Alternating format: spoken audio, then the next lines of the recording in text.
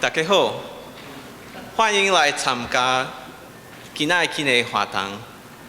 我是罗立明，真欢喜咯，会当甲大家讲话。我爱台语，是讲妈妈迄边来，多谢。Hello and welcome. I'm Edward Lowe, and I'm delighted to have our conversation today. I'm speaking in Taiwanese Hokkien, my mom's first language. Thank you. I'm a Lyman T. Johnson postdoctoral fellow and geologist at the University of Kentucky Appalachian Center and Appalachian Studies program, and I'm so happy to be here today for this opportunity to be assembling a panel of Indigenous voices for you. I work at the intersection of geoscience and elevating Indigenous perspectives and traditional ecological knowledge and environmental research. Today I have the honor and privilege of introducing Ambassador James Lee. So please give him a warm welcome, round of applause.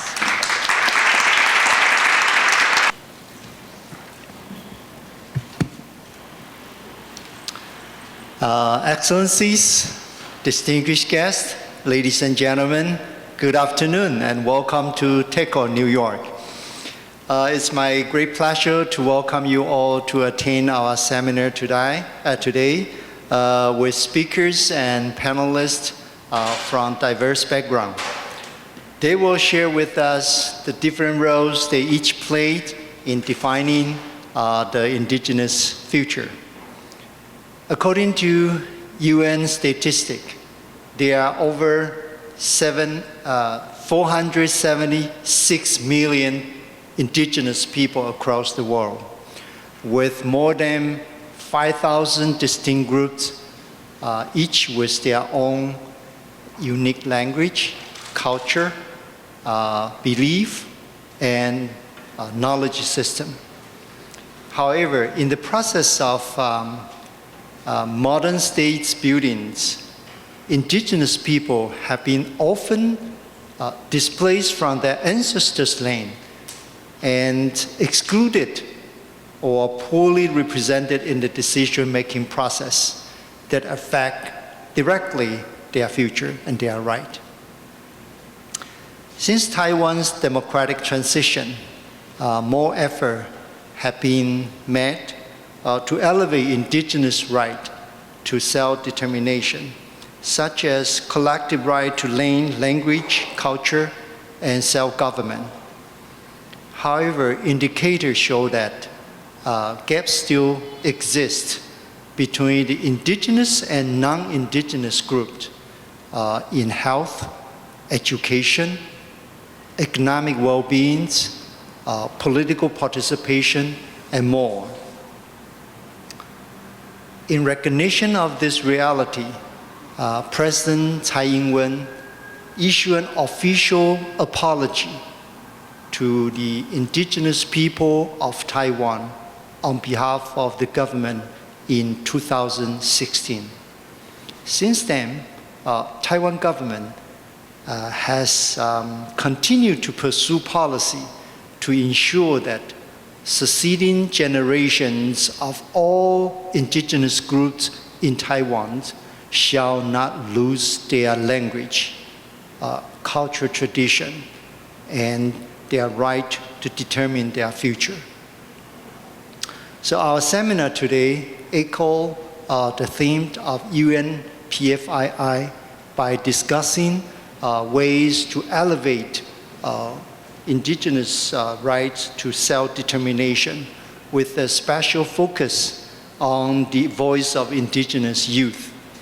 So it's imperative that we listen to the voice of young people, such as tonight's panelists. So you can see that in the front line, they are all the futures, the hope. We're making decisions that affect generations to come. On the note, I look forward to the insights from our speakers and panelists, and hope that you will all enjoy a successful and fruitful discussion. Thank you. Thank you. Thank you, Ambassador Lee. We'd now like to play a video message from Deputy Minister Gadu of the Council of Indigenous Peoples. He'll be presenting here on the screen to your right. 驻纽约台北经济文化办事处李光章大使，在座来自各国的贵宾，大家晚安，大家好，加百。我的名字是钟新华 ，Salivat Gadu， 我是来自屏东的排湾族，仅代表原民会再次感谢外交部的邀请，参与这次的研讨会。2017年以及2019年，我也亲自到纽约分享台湾原住民族在落实原住民族权利宣言以及原住民族语言发展的努力。今年非常的可惜，无法到现场参加实体会议，因此特别录制了这段影片来表达我们对于本次研讨会的重视和支持。原住民族委员会长年以来都积极协助台湾的原住民族青年与世界接轨，更特别重视每年在纽约举办的原住民族议题常设论坛。透过这样的国际交流平台，我们学到许多宝贵的经验和知识，为台湾的原住民族的政策发展带来重要的帮助。2005年台湾通过的原住民族基本法，这是最好的例子。因为有来自国际社群的启发，我们才能将联合国原住民族权利宣言的精神国内法化，为日后台湾原住民族法治的发展奠定重要的基础。原民会从2015年开始与外交部合作，透过 UNPFII 相关主题的合作，提升台湾原住民族议题在国际社会上的能见度。今年我们特别选派了排湾族的青年郭文轩 Ing-wen 来担任本次专题发表人。他毕业于台湾政治大学法律系，目前在夏威夷大学攻读法学硕士。他在原住民族人权领域、原住民族国际事务以及联合国相关议题方面有丰富的经验。我们希望透过他作为原住民族青年的第一视角，与大家分享台湾的经验与现况，并促进与各国原住民族青年的交流与讨论。最后，再次感谢各位的参与和支持。希望今天的研讨会能够圆满成功，也期待我们能够透过这次的交流分享，为原住民族的发展和未来做出更多的贡献。谢谢，马里马萨鲁。Thank you to the message from Deputy Minister Gadu. And now, without further ado, I'd like to welcome to the stage Alung Kazangilan from the University of Hawaii at Manoa. Please give her a warm welcome applause.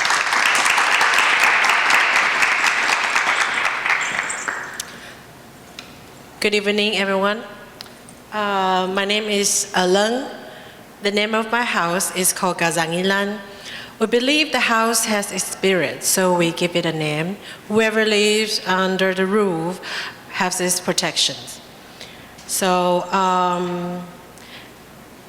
today I'm going to share the indigenous knowledge and self-determination of Taiwan's indigenous people in the pursuit of climate justice. Now, I'm wondering if I can switch the slide to the next one, or if I can have a pen, please. Well, I belong to Bawan people, as our deputy director said. I am from, thank you so much. So this is me. I now study at University of Hawaii, Riley Richardson School of Law. I'm pursuing my master in law, expecting my degree in May this year. My specialized is in environmental law and indigenous rights.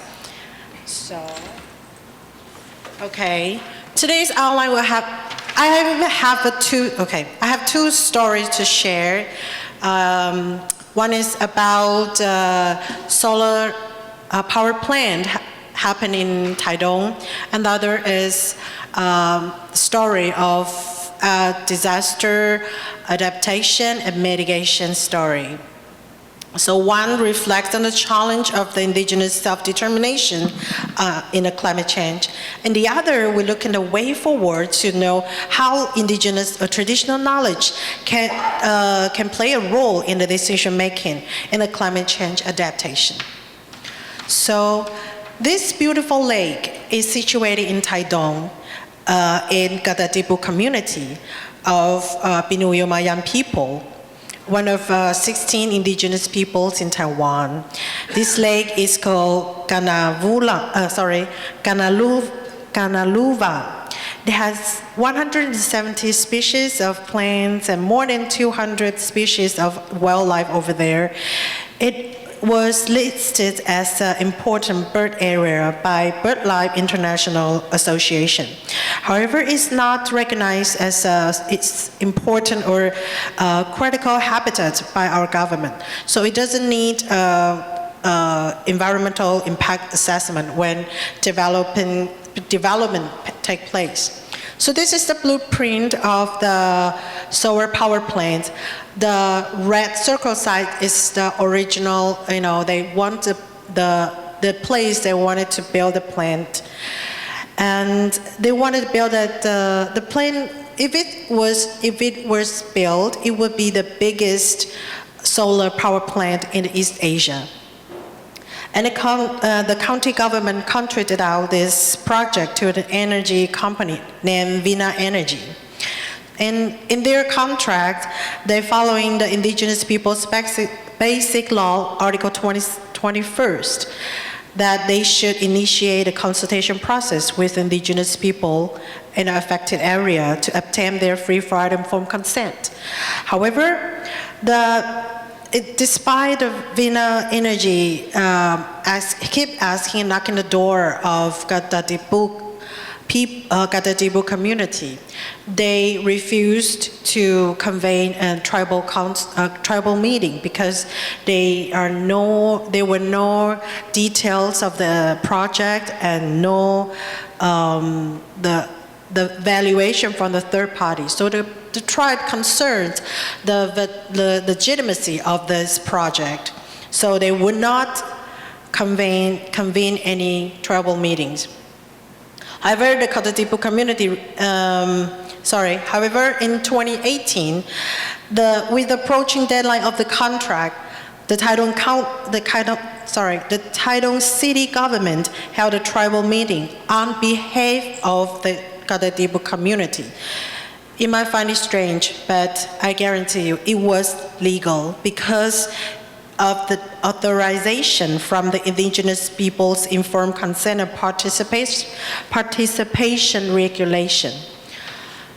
It was to fast forward the project, so they delegated the right to convene the tribal meeting to the county government or the city government.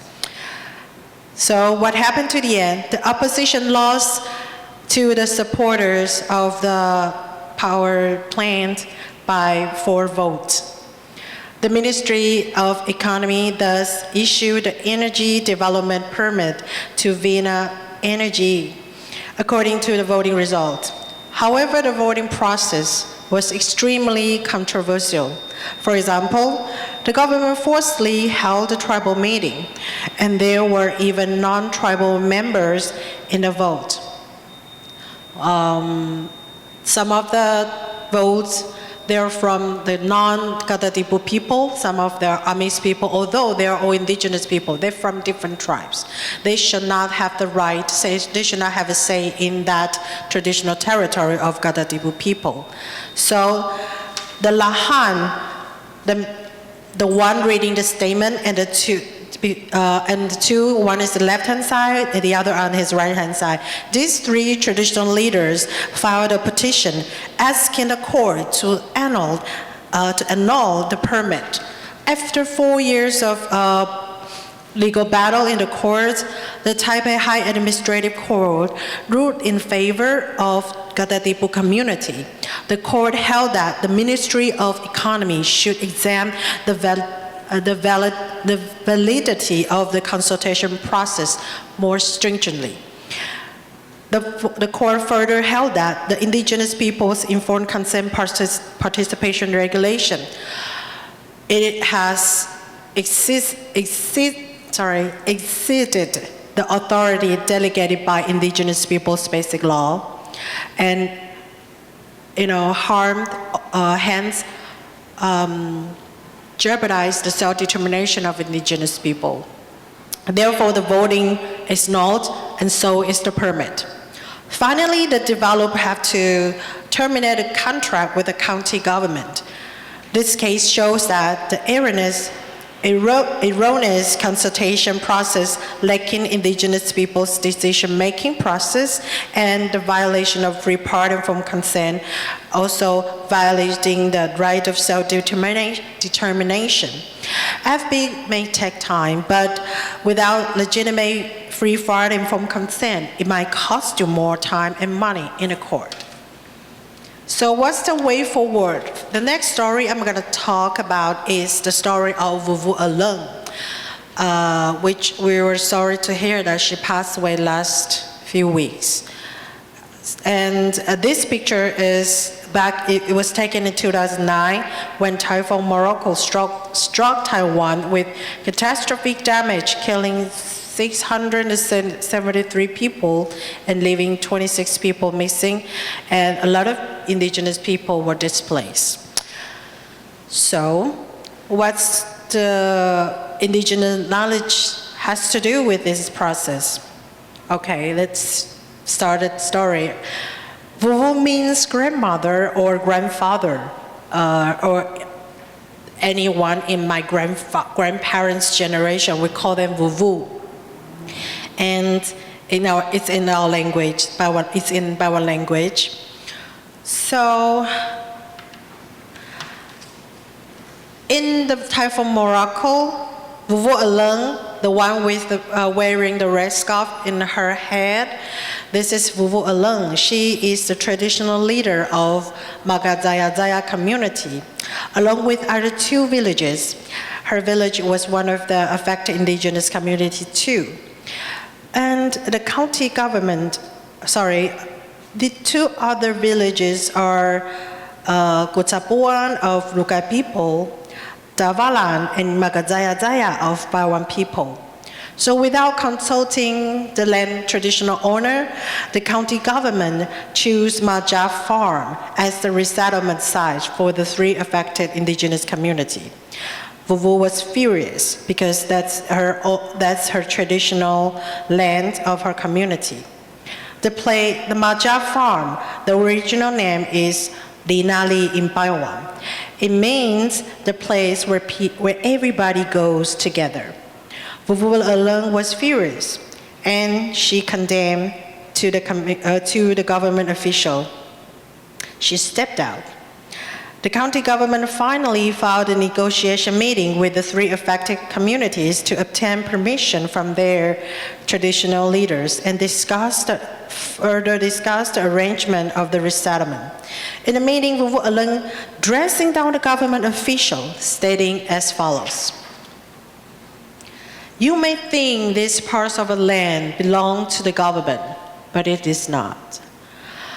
If this land belonged to Magazaya, our brother tribe, Masidit, has also once from here. I am a member of Badidayan's descendants. I am the descendant.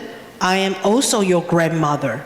I belong to the house of Dalimala, which is the house of Badidayan's leader. And my grandfather is Ngurengur. Why is this important? Each tribe has its own boundaries because we have a concept of boundaries. We don't just invade someone else's land. We respect and love each other. The spirit of the tribe also do not allow us to take over the land of others. Governmental officials shouldn't choose the land recklessly without our consent. As a Baiwan people, we can see what Vuvu Alung was doing. She naming the genealogy of her ancestors to claim her legitimacy of this land and her authority to handle this negotiation meeting. So the naming system connects to the family, community, and the land, just like my name, Alung from the house of Kazangilan. Tracking back to our community, everybody knows who you are, who your genealogy is, and the land you're taking care of. So during the process, Vuvuelang and other traditional leaders were able to know each other's who is the righteous representative of each communities. This process is called Binalui Lia Sevulitan, counting the name of our ancestors. So the descendants will recite the name of our ancestors to acknowledge your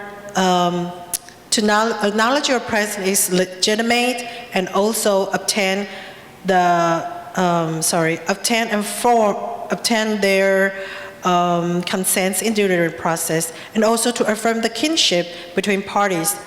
This part is very crucial. That's why that makes you that's why you are the right person to ask. It's important because the outsider always asks us, who is the traditional leader and who we should consult to? This is one example.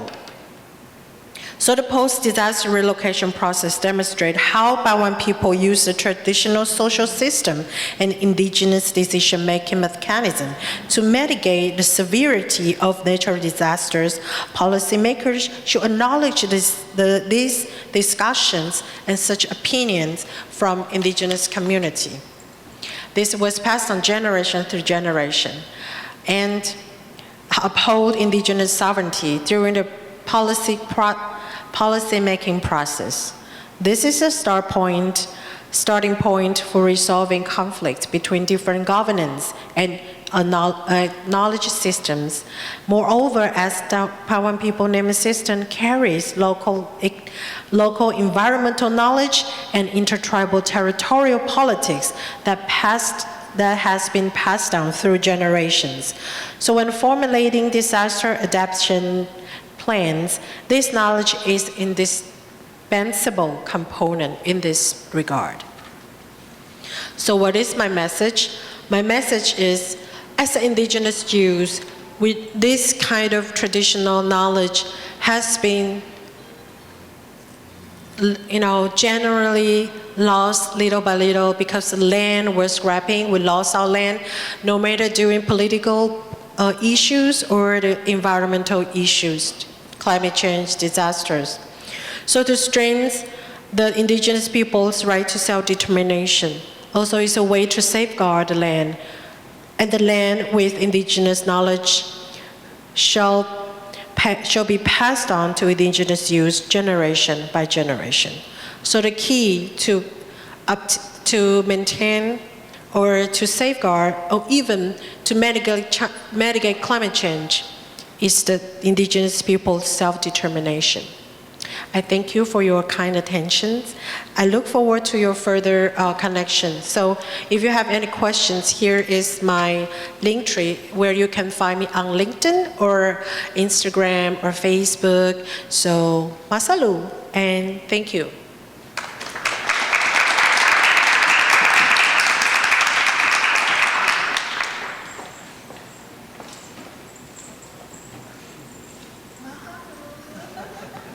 Thank you so much, Ilung. We're so appreciative of your perspective from Taiwan, and we have so much to learn from each other, and I look forward to ongoing conversations.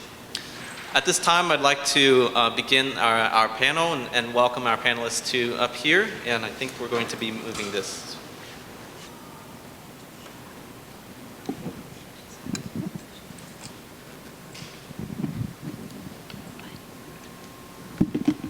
Hachikano, Chaholchafok, Emerald Sky Birdka, Mamen, Pitchik Injikum, Amapok Lolakum, Amen, Kokosadikum, Anap, Amiyeksak Nokokum, and hello, my name is Emerald Sky Bird. My grandmother was Leola.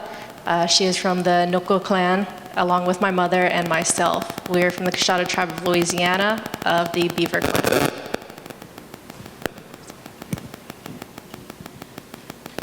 Asil, I am Shelby Ann Larimore. I am a proud Cherokee woman and a daughter of the Red Paint clan. I was born and raised in Pike County, Kentucky, which is a tiny little country in the middle of Appalachia.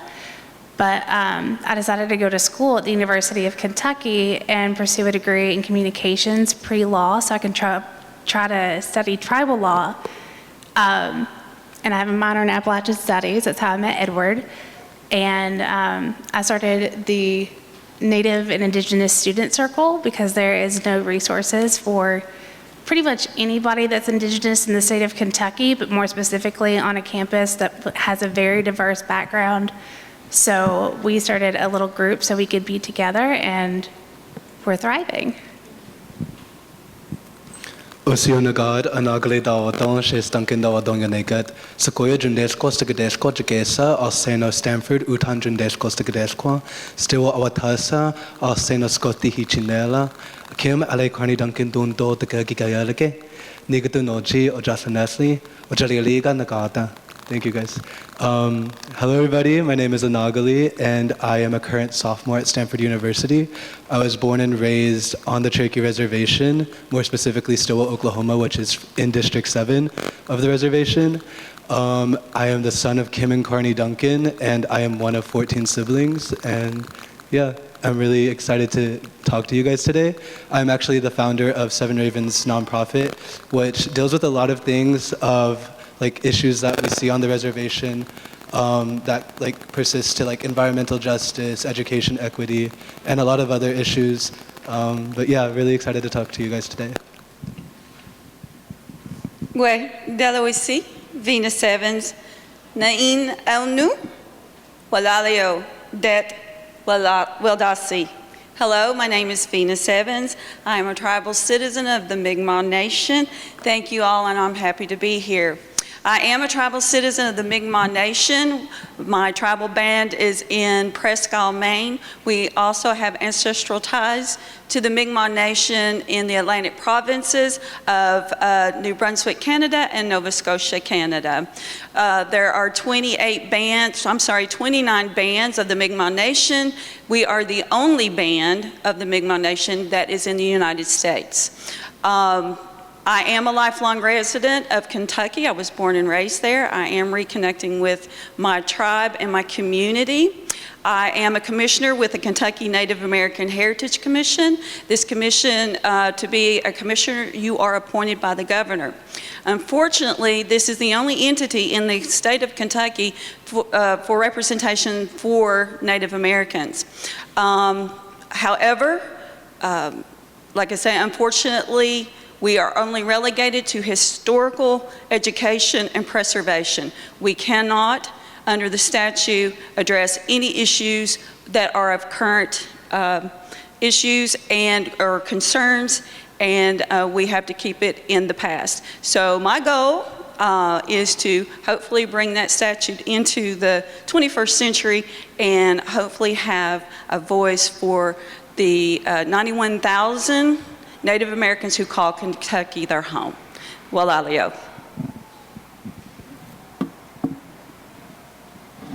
So I'll get us started off with our panelists. You guys have met Edward. I will be co-moderating along with Edward. So our first question for our guests are, how do you yourself define self-determination and sovereignty in relation to self-recognition and a place of belonging? Okay, I would like to start that off. And though our panel is for Indigenous youth, I am probably the oldest youth on this panel. But my advocacy is young, so I feel honored to be in their presence. And I would like to share, I have asked the help of my friend's son, Taiwan Vanhoos, who is Ganyagay, Mohawk. His perspective on this is he is a young Indigenous man in Dayton, Ohio. Self-determination definition as spoken by Ty Vanhoos means tribal nations being able to reject the narrow confines of what is acceptable for us as natives, being able to determine our own membership and have the right to exercise cultural practices and community development without marginalization. And in my words, to add to that, is the ability to gather and do what is right for the collective. For that to occur, specifically in case of Indigenous peoples living in area or states where there are no federal or state recognized tribes, we need to be first acknowledged as being Indigenous, living, working, and contributing to that state. Acknowledging the day-to-day contributions that are being made and not just past historical contributions. We must be invited to the table with our voices heard, and we must have agency, resources, and representation at all levels of government, community, state, and beyond. Thank you. So I just want to piggyback off of that. If we're going to talk about sovereignty, we have to talk about power dynamics and who decides we get sovereignty, who decides what nation is a nation, who has that power. And so far we've relegated it to the powerhouses of the U.S. economy and the global economy. You've got the players like China and the U.S. and even Russia telling who is and who isn't a state, and who is and isn't their own country, and who has that authority to make their own decisions. Everything that we do is under the confines of the U.S. government as U.S. natives. So we have to look to the U.S. government for our own sovereignty.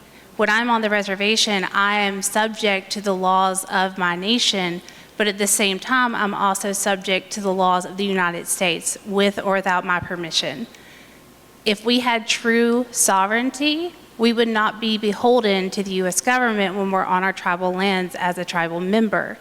But we are, and that's a tale as old as time, because we're seeing, even playing out on the global scale, who is and isn't a member of a certain area. Think about Palestine.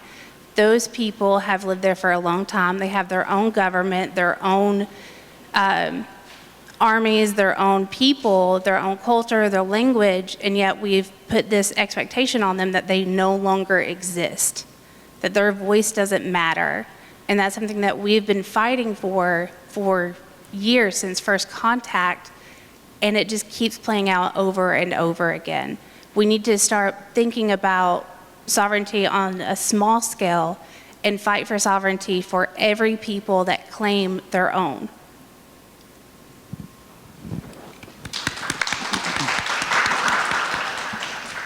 That was really good. I really think about sovereignty and self-determination kind of similarly to you, giving us the ability to navigate colonial governments.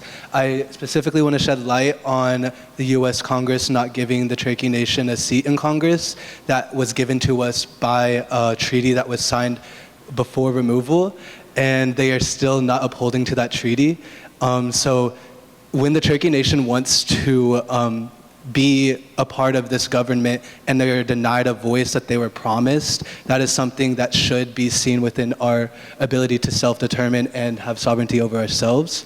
I also want to shed light on the ability to reject colonial governments and like the ability to create our own systems, and specifically I think of like prison reform systems that don't reflect the values of our communities. Whenever we are in community with one another, we are there to build each other up, but what we see within the United States is prisons are there to isolate people. And it begins this long list, or this long like system or like cycle of reincarceration. And something that I've seen is Indigenous people are within 19 states overpopulated within prison systems, and that's something, it goes deeper into like our own values as people. Like if we are not finding ways to heal ourselves traditionally, and we are just subject to these colonial systems like prisons, it's just going to be a cycle of harm. And yeah, so just like the ability to create our own systems, but then also the ability to be a part of systems is something that I would say, yeah.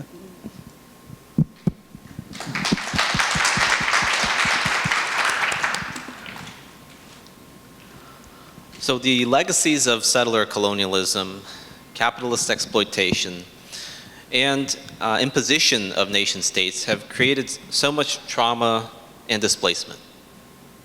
How is finding solidarity and comparing experiences and strategies across global and regional contexts useful to you and others? I think for me, so my first time really leaving the reservation was for college. And I think for me, a lot of the issues that I've seen within my community, I thought were really just for my community, and I didn't really see the national impact on Indigenous communities as a whole. But even now, I'm still learning about the global impact. And I think that has been used as a tool that colonial systems have used to isolate us because they're scared of us when we're together, because we're strong when we're together. And I think even leaving the reservation and seeing how there's a lot of things within other parts, even just talking to them, seeing how we have ways that we can connect, and just getting more ideas like that. But then I think on a national scale, today I've learned so much, even just from your presentation, that I can totally see reflected in my community. And I think the way it can benefit Indigenous communities globally is seeing how we have so much more in common than what they tell us we do, and that knowledge is hidden from us. Specifically, I think of the things that are happening in Palestine, and I see how a community is being denied living, and how we need to stand up for them as Indigenous people and show global Indigenous solidarity. And yeah.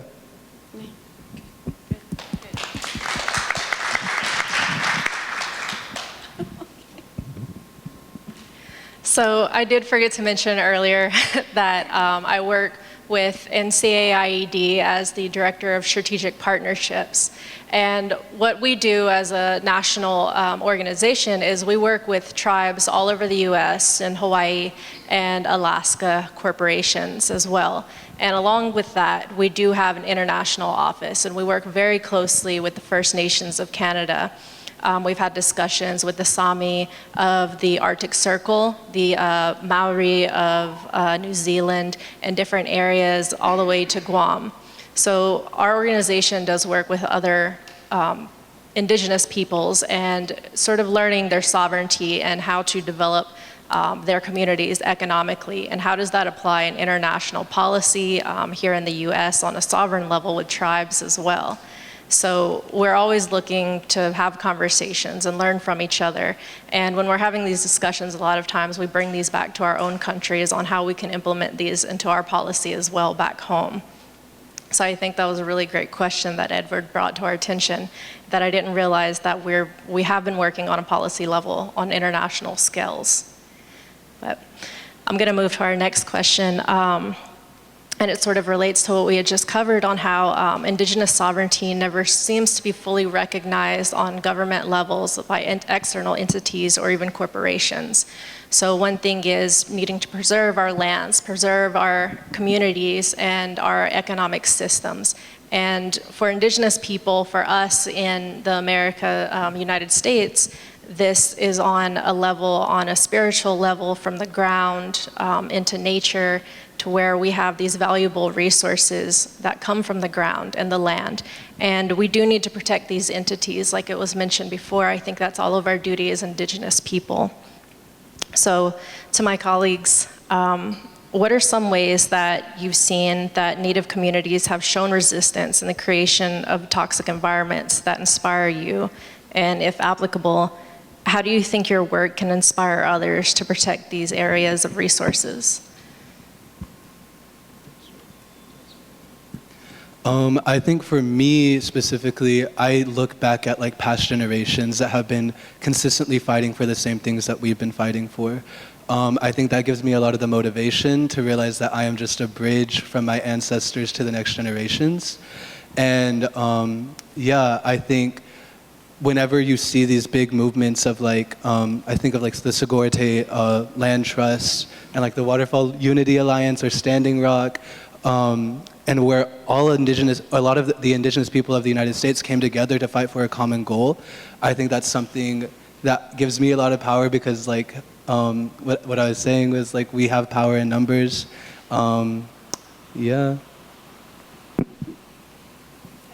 I would just like to add to what you just said there, that our experiences, and this has been mentioned before, that our experiences as Indigenous people across the nation, across the world, are mirrored.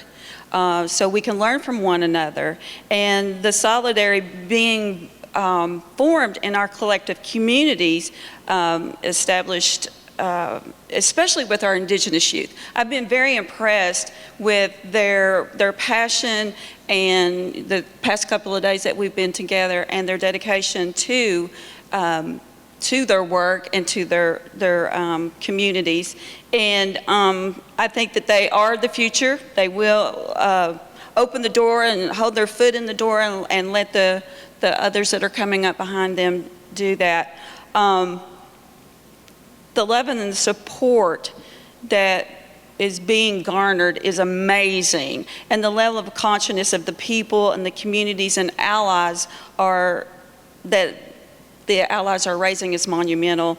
And for our youth to go back home and want to go back home to continue the education of to their people is phenomenal. And I'm so happy that I'm alive to see this today.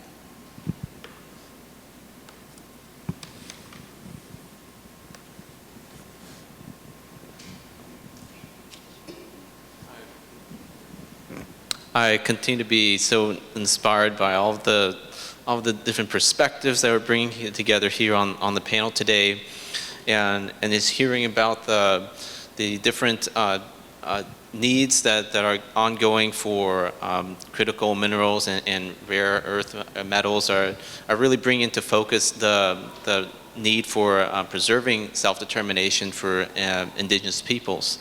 And I think this is a moment to really reflect on aspects that are really promising and hopeful in efforts where communities, Indigenous communities and peoples are responding in a positive and sustainable way to environmental change and climate change.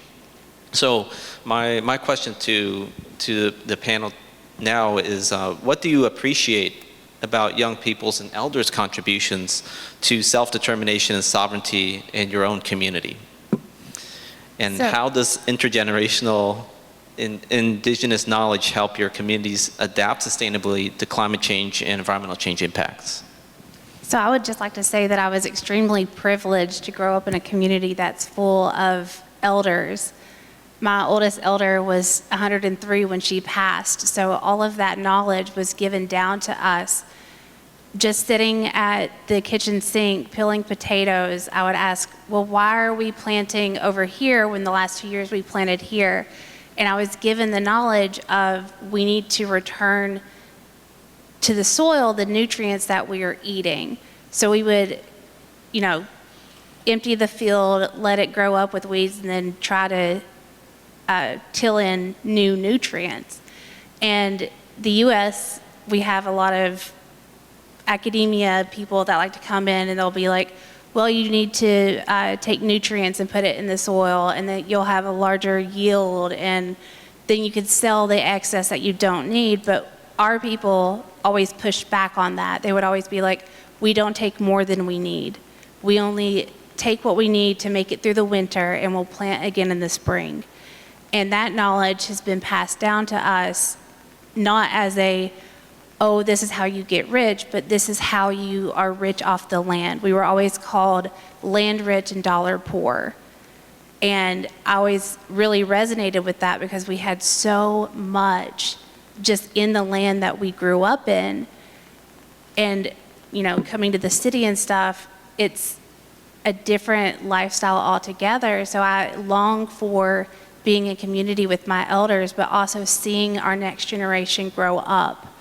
They're getting that information that we were blessed to be bestowed with, and getting to see them interact with the elders that are still around and hear the stories again and hear why we do things again just kind of cements that into our perspective of this is the way it's supposed to be. We're supposed to be in balance with the world, and we're supposed to be in balance with ourselves and in balance with each other in order to thrive. And that's something that can go globally as well.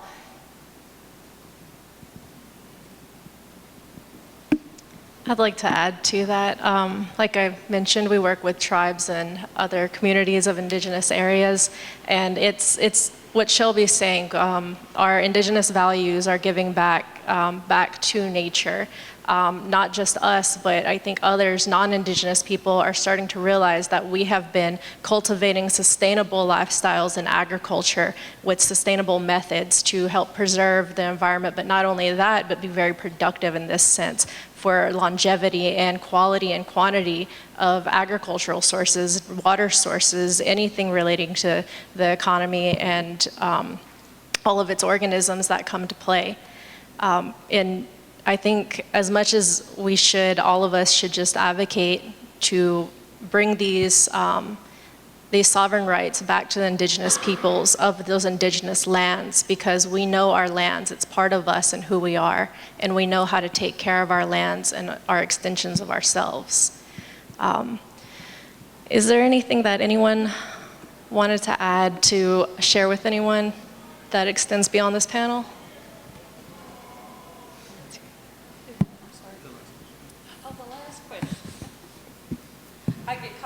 I get caught up as well, and I mean, like I say, I've been impressed with this youth group, and I feel like I find myself just listening and not contributing as much as I could. But as far as asking, what I have to say is more of a statement, and this is to my friends and colleagues on this panel: continue to fight the good fight. To the audience, continue to educate yourselves, the community, and continue to elevate indigenous voices, ensure that we're at the table. And this is probably the wrong audience to try to relate that to, because you know exactly where we're coming from and we know exactly where you're coming from. But part of my advocacy is to do that, because where I live, there's no tribal tribal nations. We live in a state where that's not relevant. I mean, it's not relevant. We can't identify with it. And so just saying, you know, invite us to the table, keep us in the loop, make sure that we're heard is basically what I want to say. Just keep fighting the good fight, and bring me along with you. Something that I wanted to say was, for Indigenous people, we live simultaneously as the dream and the dreamer. I think of my grandma. She would have never thought that she would have left the reservation or her kids would have left the reservation. So just thinking of like how like we're all up here talking about our communities in a space that has systematically excluded it for a long time, and now people are finally wanting to hear. It is now our like duty to keep up that work and to make sure that we live in a day that we want our next generations to live in. Like it's our responsibility to dream of a better day. And yeah, I want to say thank you guys. If we got a couple of minutes, like was said, we are the wildest dreams of our ancestors. They never would have expected us to be here. And, you know, even trying, you're breaking so many generational curses that have been embedded in us from generational traumas that we've experienced. And, you know, it's just such a blessing that people actually have started to listen, like you said, and we can speak in places that we've been excluded from. It's a beautiful thing. I agree, and it's exactly what all of you have said. Personally, from my own family clan, we like to build strong foundations to carry on, and I think it's up to us, our present, to really carry on, to protect that sovereignty that our elders have established for us to be sovereign federal nations, and it's up to us to preserve it so that our youth and our young people and generations who have not come yet will preserve it as well for us. So that's the conclusion of our questions right now, but Anagali is going to share a very special piece with us before we end. Yes, so this poetry is about my community and what I inherit from coming to that community, or coming from that community. So when I read it, I want you guys to think about where you guys are coming from and what you guys hold inside of you guys because you come from that place. I was born in the mountains where my hands were stained with the dirt of Gatua, where I learned to cherish water as though it was created from my own tears.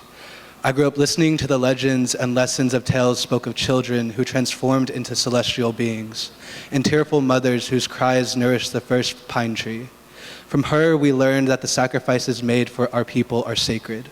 We are all interconnected, and sometimes it takes tears to awaken a revolution. We are not separate beings meant solely to protect this land, rather we are the embodiment of the land responsible for its protection. With every pipeline and every uranium mine and every bomb dropped in Palestine, we shed tears filled with hopes that they may fall and flourish into a pine tree of resistance. Thank you.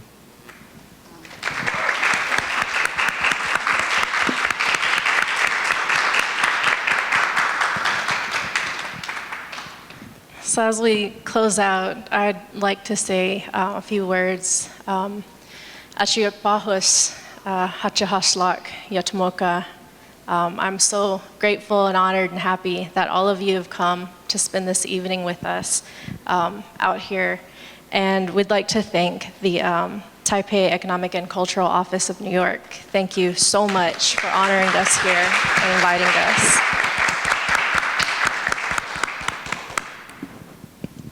Thank you, everyone. I think Edward is going to get with a few of our hosts while we dismiss. Yeah, if there are any questions, I can pass the mic around and we can have a Q&A session.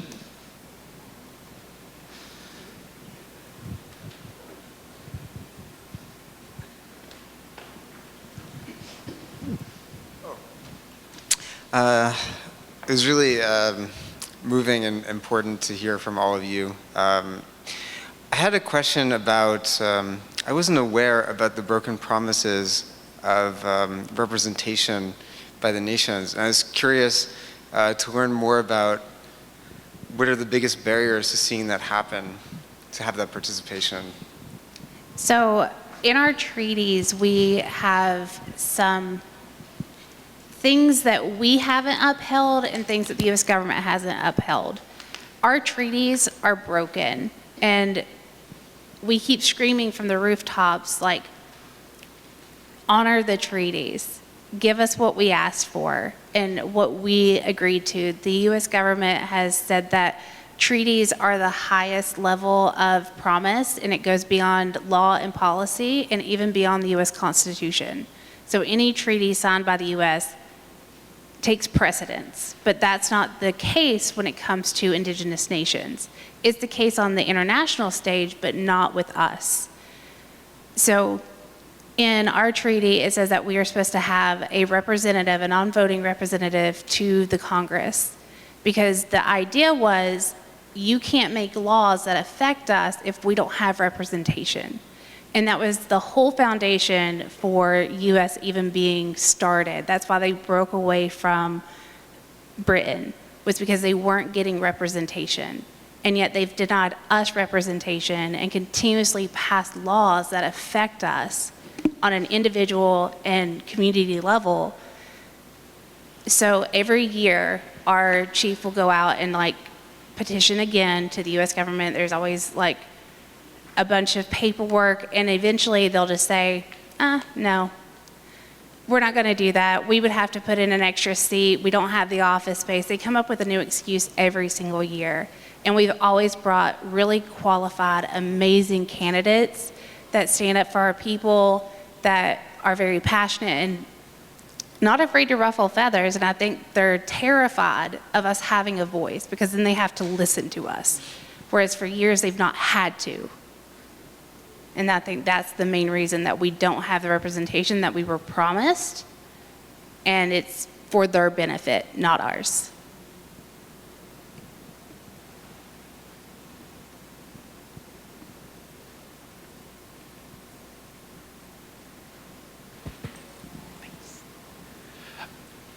So for those of you who did grow up on a reservation, how did you come into contact with, what made you want to leave and come in contact with the world outside?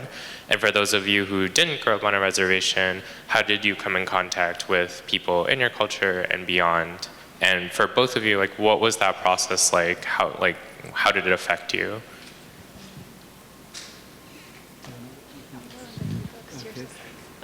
Wait. I feel like mine's real simple, and yours is like really unique. So we're all representing different nations. And I figured I would go first because mine is a bit more simple. Anagali happens to come from a very unique situation in where his homeland and his reservation is located in the US. So me, I am from the Louisiana tribe of Coshada, and we're in the middle of Bayou Blue. So we were originally elsewhere, and we moved to the Bayou. So I grew up on my reservation in my community, and it was very small, very tight-knit, and it was very different when I was growing up. And I knew that I wanted to do more to help not just my people, but all people. So I did what I needed to do. I figured out how to apply for college, what I needed to do to take those steps and get a higher education. I applied to college, I got into colleges, and then I went further and got a few more degrees so that I could go back to my community initially and go and help them as much as I could. And from there, I felt that I needed to do more, so I left my community. I still work with them, and I still have a great relationship, and my organization still works with them. But now I get to work on a national scale, working with all tribal communities to help further their betterment, their economy, and their ways of living, along with their policy and sovereignty. And Anagali can explain his unique situation. Yeah, so I think for me, wanting to leave the reservation really does, it goes hand in hand with like education. And so I grew up in Stillwell, Oklahoma, which is a very, it's a very like indigenous part of our reservation, like all parts of the reservation. But specifically, like I grew up with my identity being reflected in academia, having my language be like everywhere. And then when I was in 7th and 8th grade, I actually went to a school that was a little bit more westernized. And then I started seeing exactly these little holes that I was finding within their education that I was given, that they weren't given. I was thinking of the Trail of Tears specifically, and how that was only subject to one page in a textbook, but something that like my teachers would tell me growing up was like, they would stray away from the textbook and tell us about just like what they've heard from their parents. And I think going back to school for high school in a place where I was reflected in education showed me just my possibilities and my capabilities of like being within academia. So I think my want to leave was so I can have other res kids see that they are valid for wanting to be represented within science, art, like history. And yeah, so that's just, I didn't want to leave. Like if I could have it my way, I would be there right now. Or like if I could have it my way, I wouldn't have to leave my reservation to go to school. And I dream of a day that my kids won't have to leave, and we can be rooted in our communities and educate ourselves and still be within the dialogue of the national, like the global governments and stuff. So yeah.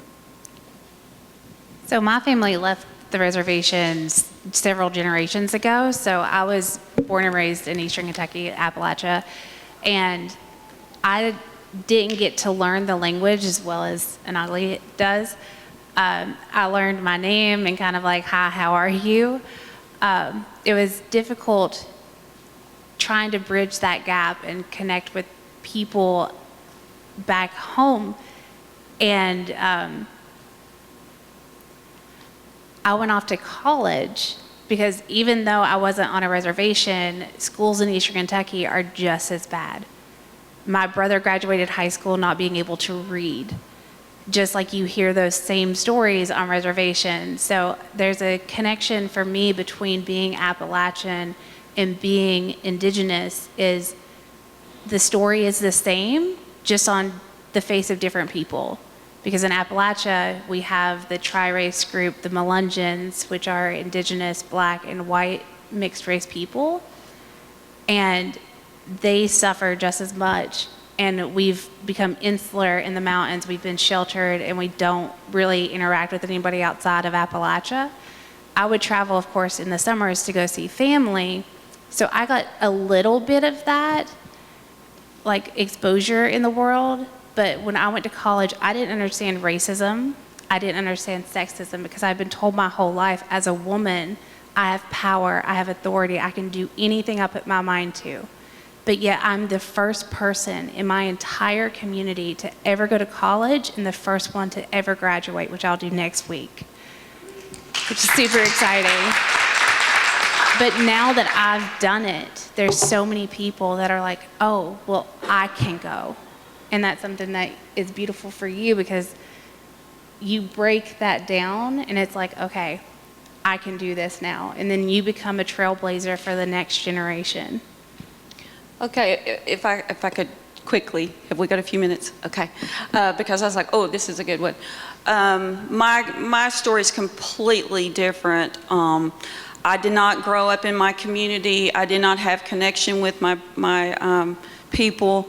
I lived in a place where there was no one that looked like us that could relate to us or whatever. And then plus our traditions and customs were not passed along to us. So that creates such an identity crisis because you walk into a room and there's no one there that looks like you.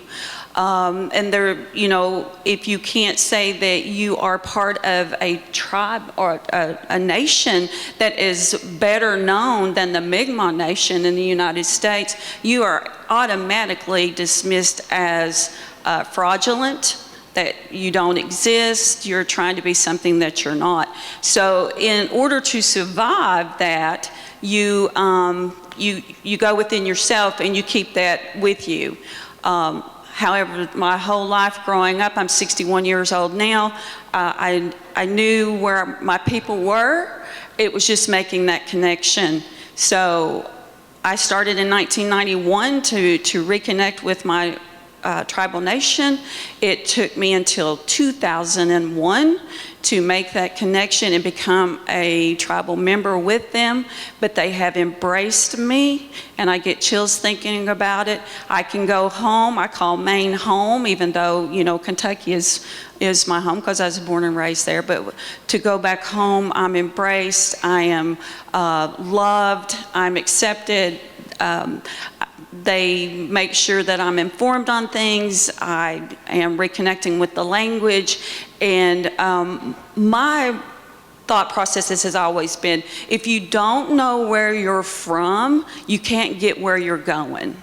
You know, if you know that you are part of this community that's not there, that's thousands of miles away from you, that leaves an empty hole.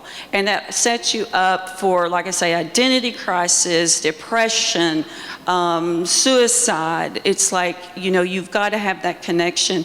So for me to make that connection, reconnecting, and to be accepted was monumental. And now I can have a place and know where my place is at in this world and in this life. But yeah, and that's why I stay in awe of these young folks here that had that experience to be with their community and to grow up in it and know the language and what have you. So it, you know, that's just a little part of me. And I just wanted to share that for a moment.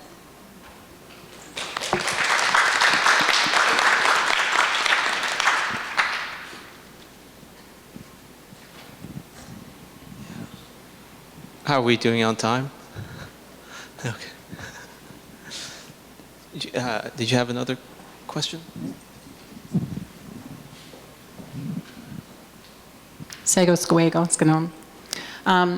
I spent a week and a half, and this is the last few days of the UN Permanent Forum on Indigenous Issues, and I would just like a note from each of you.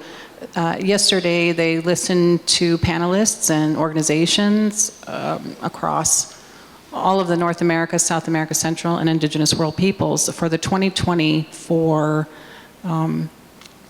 next year's forum. What would you, if you could, right now, I'll record you, suggest that they bring to the forum next year for your voice? So this year was dedicated to the youth and your place and how human rights work, but I'm in human rights work. So if you could focus on something that you have experienced from Indigenous Peoples' rights, so the UNDRIP document, something that you have struggled with, have not seen, either on or off the territory for human rights violations, Indigenous Peoples' rights violations, what would you like to see focused on next year?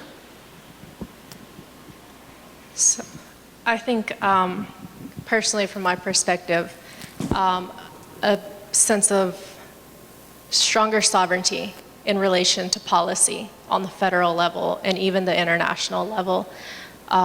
We're told that we're sovereign, though when something happens off of the reservation to our people, when they're missing or something illegal, they're endangered, no one, their jurisdiction falls under the city, state, county level, never the federal level. So whenever we have something happen, whether it's with our children under ICWA, we had to fight for that. But that also only relates to certain criteria as well. I think that something we should address is that we should have more say-so over our people on and off the reservation, whether they're in urban areas, and whether it's related to criminal activity, welfare, healthcare, economics policy to protect our children, our women, our elders, and all of our people. And I think that needs to be sought through reform on human rights, and it has to happen on a policy level, on the federal level, to where we have more of a say-so on that, not just consultations. Thank you. I just want to say thank you. I'm an urban native, and that's very important for our community because we don't have that representation and we don't have that support, especially in states with the Indian Removal Act has removed all of the nations and tribes out of there. Kentucky and Ohio is both of them. Yeah, I didn't grow up as a rural native. I grew up as a res kid, but I was always aware of our community members who were urban natives, and I noticed that they weren't able to access certain things that we were able to access. When someone was hungry, we couldn't just go feed them. We couldn't just send them things and things like that. And then as a newly urban native, I still see those things. I would just kind of like to piggyback off of that and say not just sovereignty, but like self-determination, like being able to say, okay, we are our own people is so important that it kind of gets glossed over. But even with like the Taiwanese, they say that they are their own country, and we should acknowledge that. We should give them that ability because we don't have the ability to say if they are or not a nation. They do. Just like with Palestine, they have the decision, they're a people, and we have to respect that. We can't just have one or two world powers saying who is and isn't. We should be able to say who is and isn't. We should be able to say, that's my family. We should be able to say, like, she's my sister. And we have to bow down, basically, to other governments to say what is and isn't, and that's not right.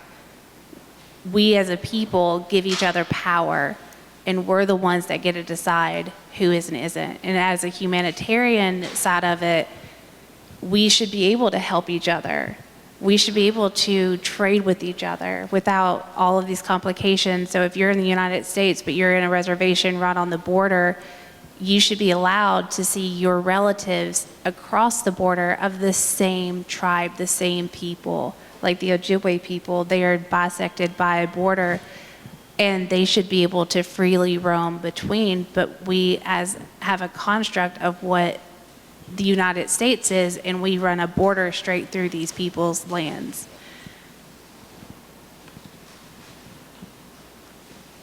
Thank you so much.